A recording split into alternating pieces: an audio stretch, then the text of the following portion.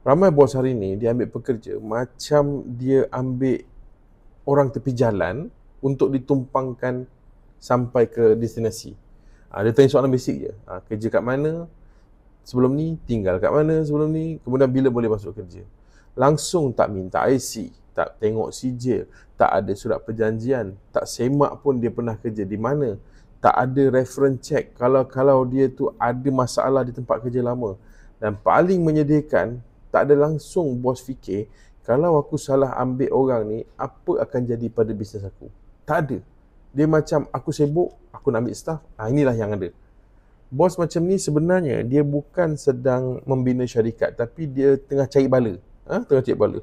Bayangkan saya pernah jumpa kes pekerja yang diambil ni memang jenis muka manis, cakap baik. Tapi lepas sebulan kerja, staff lain bagi tahu.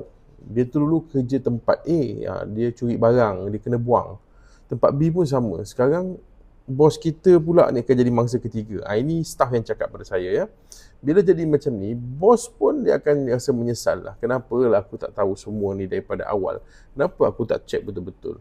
Jawapan saya mudah saja. Sebab kita tak ada sistem nak semak latar belakang, tak ada SOP nak saring pekerja, tak ada senarai semak dokumen. Nak ambil staff, kita wajib ada prosedur. Tak boleh suka-suka ambil. Syarikat besar pun dia takkan ambil orang suka hati. Kenapa syarikat kecil macam kita ni nak ambil orang suka hati? Syarikat besar yang ada banyak duit tu, dia betul-betul tapis staff dia. Kita, syarikat kecil, asal boleh kerja, kita kerja. Tak boleh ya. Tuan-tuan dan puan, bila pekerja ni dia masuk, dia bukan setakat ambil gaji ya. Dia akan bawa pengaruh, dia akan bawa budaya kerja, dia akan bawa culture dia. Yang kalau tak selari dengan culture kita, apa yang kita bina selama ni boleh runtuh dalam masa 2-3 bulan sahaja.